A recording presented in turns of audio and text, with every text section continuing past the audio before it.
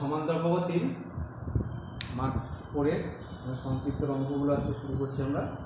কিছু অঙ্ক আমি এখানে করে দিচ্ছি আর কিছু অঙ্ক পরে সলভ করে দেব, আর কিছু তোমরা ট্রাই করবে, ঠিক আছে? শুরু করব। দুয়েরটা দেখো, বলেছে কোনো শ্রেণীর পি সংখ্যক পদের যোগফল 3p² প্লাস 5p। পি সংখ্যক পদের যোগফল মানে এসপিটা দেওয়া আছে 3p² plus 5p, 3p² plus 5p। N এর জায়গায় পি দেওয়া আছে, আর কিছু না। p ইকুয়াল টু 1 বসিয়ে পাই, p ইকুয়াল টু 1 বসিয়ে পাই, p ইকুয়াল টু 1 বসাও। s1 মানে হচ্ছে এখানে বসালে 3 plus 5 equal to 8 equal to, এটা আমি আগেও দেখিয়েছিলাম একটা অঙ্কতে, সেটা হচ্ছে প্রথম পদ। s1 মানে একটা পদের যোগফল, একটা পদের যোগফল তো হয় না, একটা পদের যোগফল মানে শুধু প্রথম পদটা, ঠিক আছে?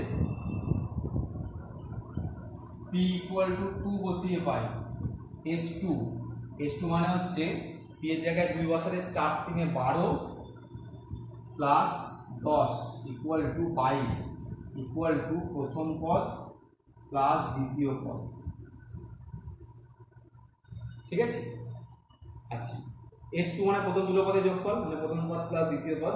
আচ্ছা, অঙ্কটা দেখো বার করতে বলেছে, এটা কিন্তু কোনো একটা সমান্তর প্রগতির পদ, সেটা যোগফল সেটা কিন্তু দেওয়া নেই। বলেছে যে শ্রেণীটির পদগুলিকে সমান্তর প্রগতি গঠন করে দেখাতে, মানে তোমাকে পদগুলো বার করে আমাদের ডিফারেন্সটা করে দেখতে হবে সমান্তর প্রগতি হচ্ছে কিনা। তার জন্য আমরা আর একটা টার্ম ধরে নিই, b ইকুয়াল টু 3 বসিয়ে পাই, s3 ইকুয়াল টু 3 বসালে 9 3 9 27 প্লাস 15 মানে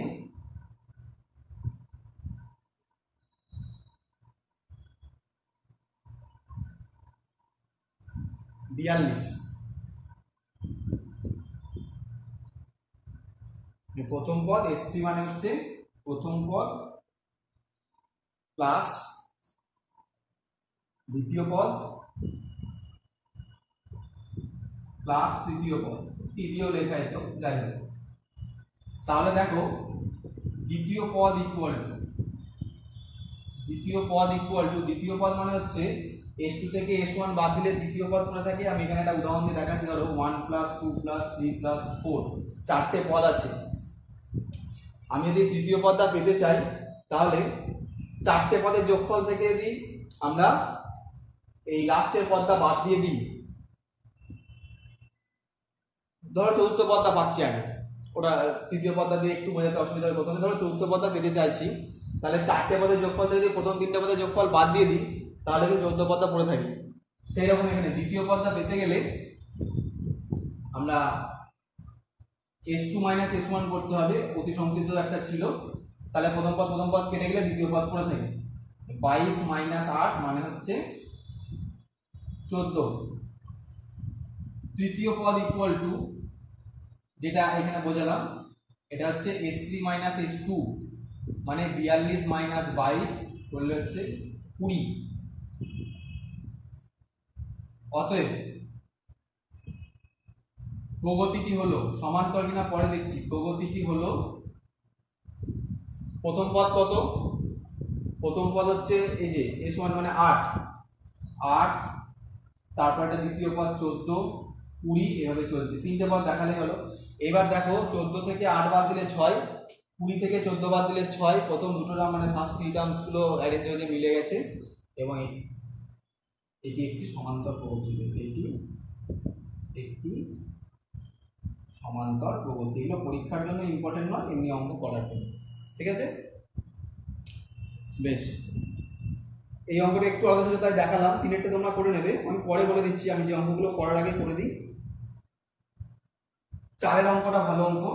দেখো, ওটা দেওয়া আছে 51 53 55, 51 plus 53 plus 55 plus dot dot dot plus 10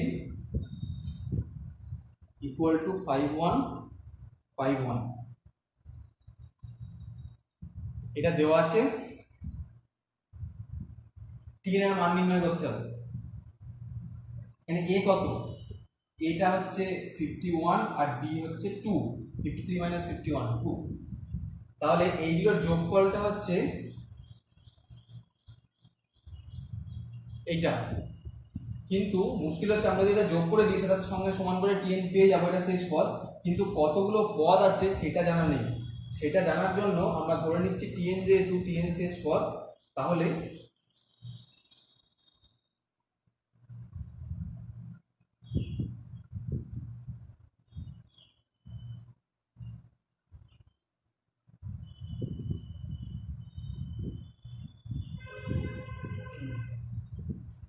N এর মানটা চাই।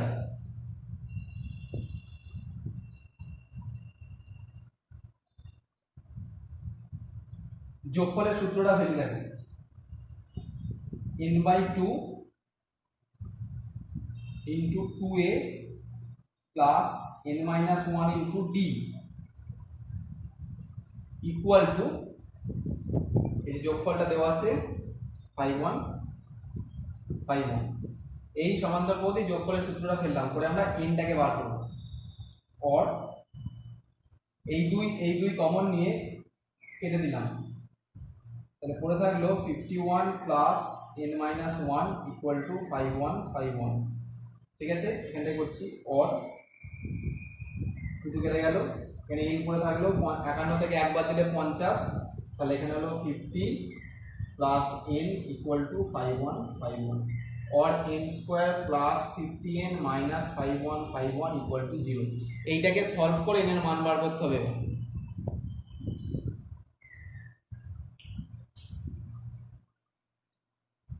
পঞ্চাশ তো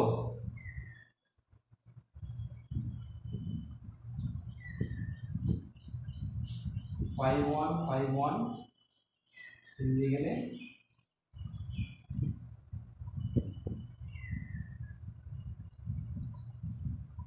101 আর 51, এই দুটো হচ্ছে n square plus 101n minus 51n minus 51 51 equal to 0। উপরে করি। আচ্ছা, এখানে এক লাইন লিখে দিই আমি। n একটা হবে n প্লাস 101, একটা হবে n মাইনাস 51 ইকুয়াল টু 0। ঠিক আছে, তাহলে দুটোকে যদি আলাদা করে 0 করি, তাহলে একটা n এর মান পাবো মাইনাস 101 আর একটা n পাবো 51। n প্লাস 101 ইকুয়াল টু 0 और n ইকুয়াল টু মাইনাস 101, এটা অগ্রাহ্য। আর একটা হচ্ছে n মাইনাস 51 ইকুয়াল টু 0 और n ইকুয়াল টু 51, এটা আমাদের গ্রাহ্য, মানে এটা আমরা নেব। তাহলে আমরা পদটা পেয়ে গেলাম 51, মানে n যেটা হচ্ছে পদ সংখ্যা, সেটা হলো এইখানটা একটু লিখে নিতে পারো, ধরি পদ সংখ্যা ইকুয়াল টু n। এটা হঠাৎ করে nটা কোথা থেকে আসবে সেটা আর বলতে হবে না। তাহলে অতএব tn ইকুয়াল টু এই যে tnটা a plus n minus 1 into d, মানে 51 প্লাস 51 মাইনাস 1 ইন্টু 2, মানে 51 প্লাস 50 ইন্টু 2, 51 প্লাস 100 মানে 100 tn এর।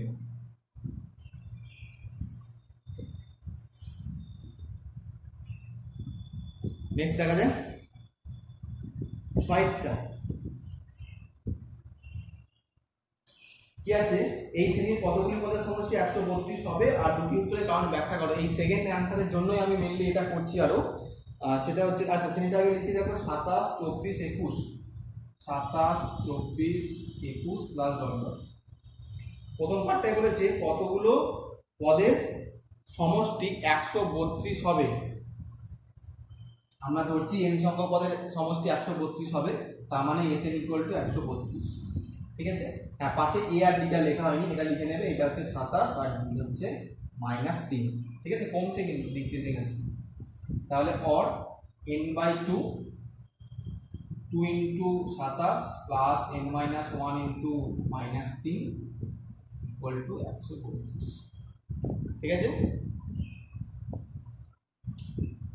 n/2 27 দুগুণে 54 minus 3n plus 3 equal to 132। और দুইটাকে দিকে গুণ করে দিই, n into 54 × 57 minus 3n equal to 264 और 57n minus 3n square equal to 264।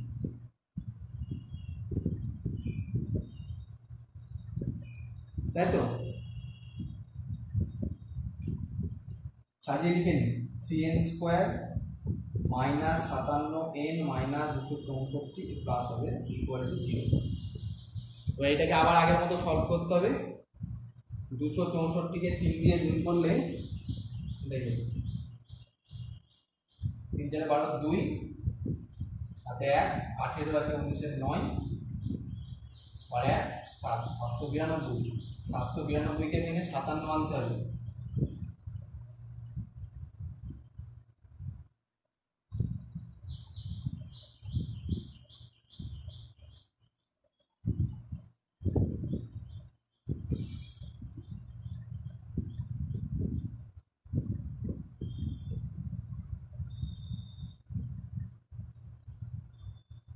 এই দেখা যাক কত হচ্ছে 57 4 7 গুণে 8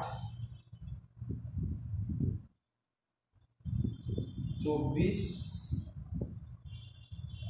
24 আর 33 হচ্ছে কি 7 5 6 তাহলে 3n square minus 24n minus 33n plus 264 equal to 0 और 3n कॉमन मिले n माइनस 8 माइनस 33 कॉमन मिले n माइनस इक्वल टू 0 তাহলে n माइनस 8 और 3n माइनस 33 इक्वल टू 0। তাহলে একটা হচ্ছে n ইকুয়াল টু 8 আর একটা হচ্ছে n ইকুয়াল টু 11। দেখো দুটো মান পেয়েছি, দুটোই কিন্তু ধনাত্মক এবং পূর্ণ সংখ্যা, তাই কোনটাকে বাদ দেওয়া যাবে না। যেমন আগে একটা অঙ্ক তো আমরা এই যে যেখানে লেখা আছে এখন এর মান ঋণাত্মক হয়েছিল বলে অগ্রাহ্য করেছিলাম, কারণ পদ সংখ্যা কখনো ঋণাত্মক হতে পারে না বা ভগ্নাংশ হতে পারে না, ভগ্নাংশ আগে একটা পেয়েছিলাম। এখানে কিন্তু দুটো n এর মানই ধনাত্মক এবং পূর্ণ সংখ্যা, তাহলে আমরা কোনটাকে বাদ দেবো? বাদ দেবো না, দুটো উত্তর হবে। তোমরা প্রথম উত্তরটা লিখে নেবে এরকম যে প্রদত্ত সমান্তর প্রগতির 8 প্রথম 8টি অথবা 11টি পদের যোগফল 100 কত ছিল 32 হবে। দুটো উত্তরের কারণ হচ্ছে যে 8তম পদের পর থেকে মানে অষ্টম পদের পর থেকে নবম পদ, দশম পদ আর একাদশ পদ মানে 9 10 আর 11 যে টার্মগুলো সেগুলো এই রকম থাকে। ধরো এইতম পদ পর্যন্ত যোগফল 132 হয়ে গেল, তারপরের তিনটে পদের যোগফল 0 হয়ে যায়। কিরকম? ধরো এটা এরকম হচ্ছে, এটা তো কমছে আস্তে আস্তে কমছে। তো ধরো প্রথমটা হলো 3, তারপরটা 0, তারপরটা -3, এইটা হচ্ছে 9th টার্ম, এটা 10th টার্ম, এটা 11th টার্ম, বুঝে গেছে? এইরকম আর কি। তাহলে এদের যোগ করলে কি হবে? আলটিমেটলি 0 প্লাস করলে, তাই জন্য 8টা পদের যোগফলও যা হয় 11টা পদের যোগফলও তাই হয়ে যায়। তাহলে ব্যাপারটা হলো কি, শেষ তিনটে পদের যোগফল 0। তাহলে যুক্তিটা হচ্ছে, শোনাও লিখে নেব ওখানে, যুক্তিটা হচ্ছে যে প্রথম 8টি পদের যোগফল 132 এবং নবম পদ থেকে পরবর্তী তিনটে পদের যোগফল 0 হয়ে যায়, তাই 8 অথবা 11টি পদের যোগফল একই থাকে। দুটি উত্তরের কারণ হচ্ছে যে পরবর্তী অষ্টম পদের পরবর্তী তিনটে পদের যোগফল 0 হয়ে যায়, তাই এক্ষেত্রে দুটি উত্তরই সম্ভব। ঠিক আছে, এটা লিখে নিলাম।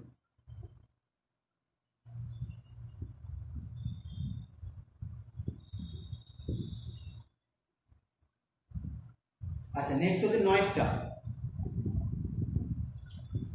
সেইটা লিখি 2 3 5 9, 2 3 5 9, 8 15, 11 21।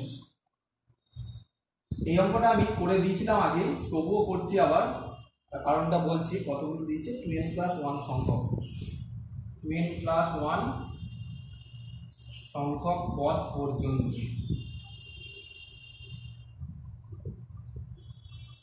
অতি সংক্ষিপ্তর 12 অঙ্কটা আর এই অঙ্কটা হুবহু এক।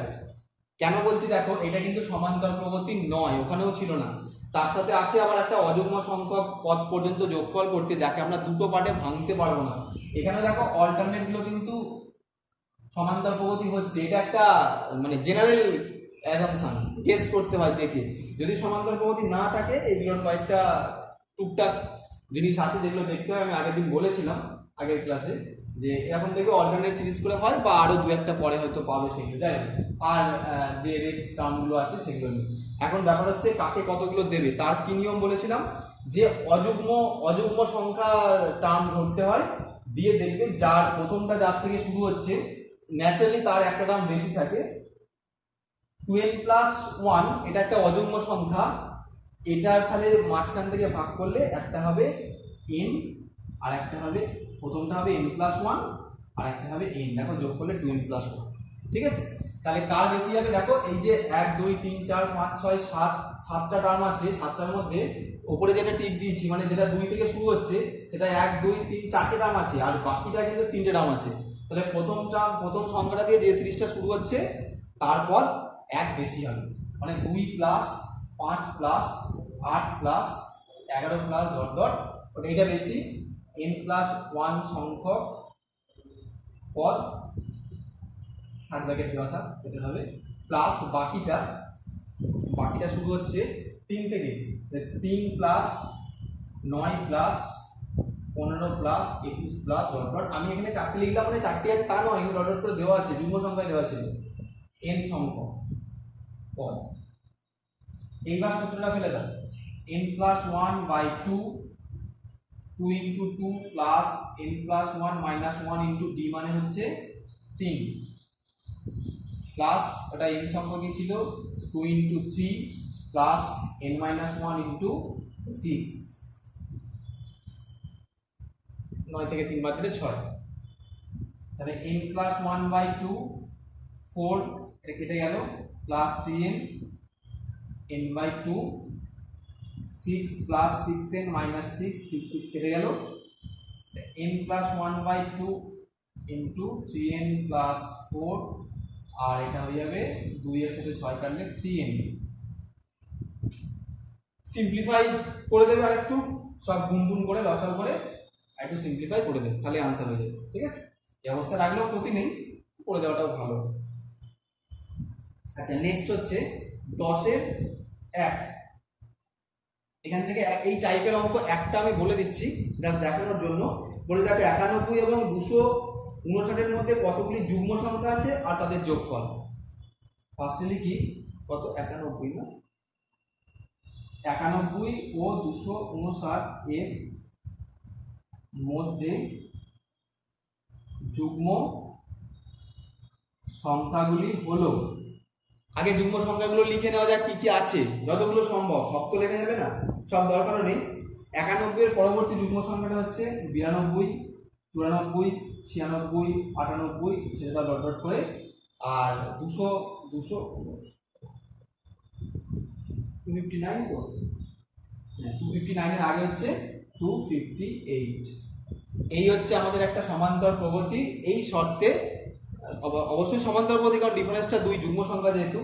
প্রথম পদ সাধারণত দেওয়া আছে, আমাদের দরকার হচ্ছে কতগুলো পদ আছে। ফার্স্ট কোশ্চেনটাই কতগুলো আছে, ধরি পদ সংখ্যা n, ধরি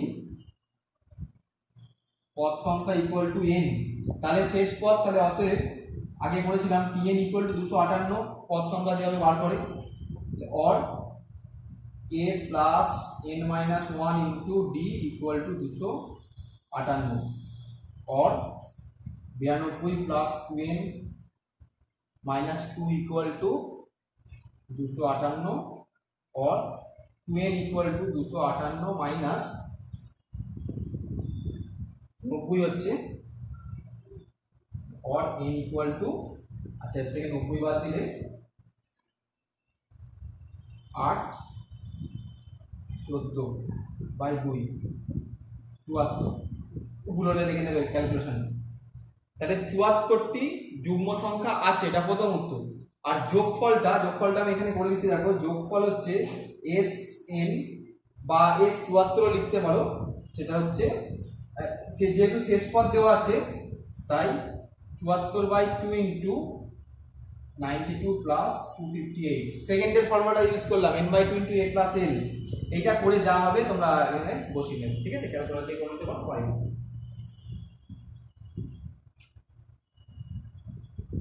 নেক্সট হচ্ছে 11টা। এই 11 অঙ্কটা খুব ভালো অঙ্ক, বুঝবে ভালো করে।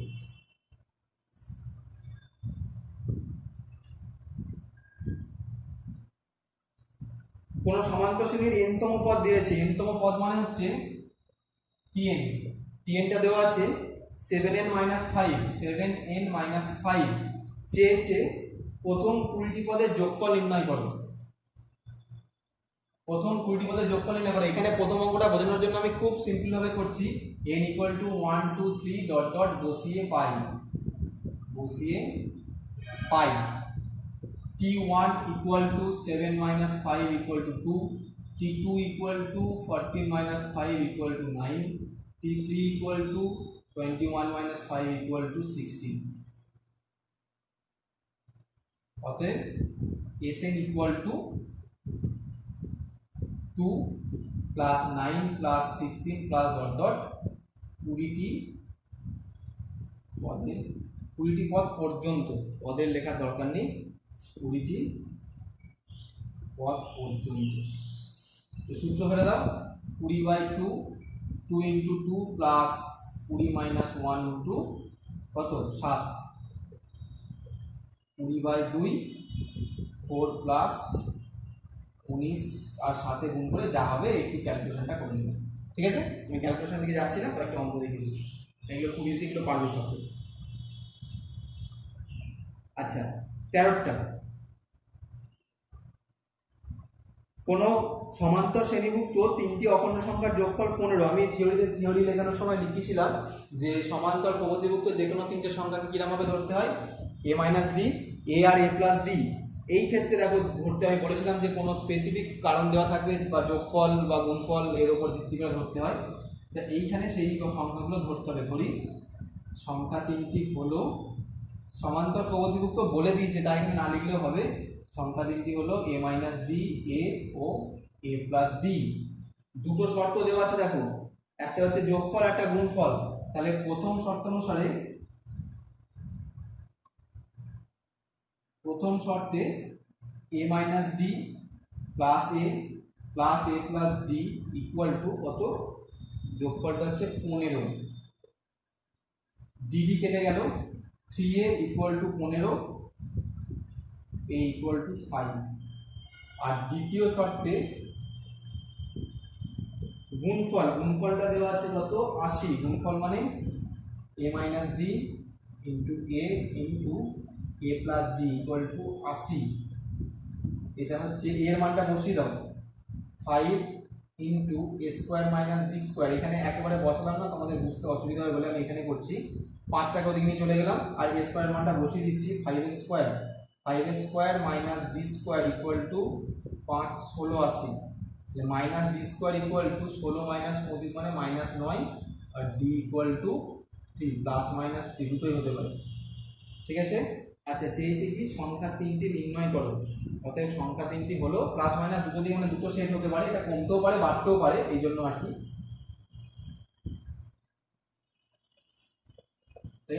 নির্ণেয় সংখ্যা 3টি হলো, প্রথমে a এর মান 5 নেব আর d এর মান +3 নেব, দিয়ে এখানে পুট করব যে সংখ্যাগুলো দেওয়া আছে, 5 - 3, 5, 5 + 3 অর্থাৎ 2 5 8, d = +3 ধরে লিখে দেব। অথবা আরেকটা সেট যখন -3 ধরবো তখন হবে 5 + 3 5 5 - 3 অর্থাৎ 8, উল্টো দিক থেকে হয়ে যাবে 8 5 2, d = -3 এই সংখ্যা 3টা হয়ে গেল, ঠিক আছে? দুইয়েরটা একটু ক্যালকুলেশনটা বড় হবে, তাহলে তোমরা করে নিও। 16 অঙ্কটা সমান্তরীয় মধ্যক, যখন থিওরিতে আমি বলেছিলাম তখন বলেছিলাম যে এটা শুধুমাত্র সংজ্ঞা হিসাবে কাজে লাগবে, অঙ্কতে কিন্তু অন্য করতে হবে। দেখো এখানে 5টা সমান্তরীয় মধ্যক বসাতে বলেছে, একটা নয়, একটা হলে কিন্তু ওই থিওরিটা। আমি করে দিচ্ছি একটা অঙ্ক, দেখে নাও। মাইনাস 19 আর 23, -19 কটা, 5টা তো, 1 2 3 5 23। ধরি সমান্তরীয় মধ্যক 5টি হলো A B C D E. ঠিক আছে, অন্য কিছু ধরতে পারো, যার কোনো অসুবিধা নেই। 5টা মধ্যক ধরে নিলাম, মানে এই জায়গাগুলোতে এনারা আছেন। ঠিক আছে, তাহলে অতএব 23 এই প্রগতির কততম পদ? 1 2 3 4 5 6 7, মানে t7 equal to 23। Or t7 থেকে আমরা এখান থেকে d এর মানটা চাইবো। d মানে কিন্তু ছোট d ধরবে না, আমি লিখে দিচ্ছি ওখানে। -19 প্লাস কত 7, মানে 7 - 1 ইন্টু d, ডিটাকে আমরা ক্যাপিটাল D ধরছি, equal to 23। Capital D equal two সাধারণ অন্তর, পাশে লিখে দেন বা আগে ধরে নিলে হতো। তাহলে -19 plus 6d equal to 23, or 6d equal to 23 এর সাথে 19 যোগ করলে 9 আর 3 12 2 42, or d equal two 7।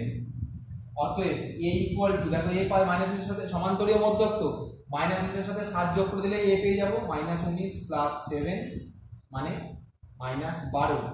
b equal to -12 plus 7, পরেরটার সাথে সাথে 7 যোগ করে, মানে আগেরটার সাথে 7 যোগ করে দিয়ে গেলেই হবে -5। c equal to -5 plus 7 2, d equal to 2 plus 7 9, আর e equal to 9 plus 7 equal to 16। 16 plus 7 করো, দেখো 23, লাস্টেরটা মিলে যাচ্ছে। তাহলে অতএব দিয়ে নির্ণেয় সমান্তরীয় মধ্যক 5টি হলো, কমা দিয়ে দিয়ে পরপর লিখে দেবো। ঠিক আছে, এই অবধি আজকে থাক। 18টা 17টা করে নেবে তোমরা। 17 পর্যন্ত আমি কাজ দিলাম, খুব বেশি করে পড়ছি না, অল্প অল্প করেই পড়ো। আর 18 থেকে একটু অন্য রকমের অঙ্কগুলো, সেগুলো আমি নেক্সট ক্লাসে করাবো। ঠিক আছে।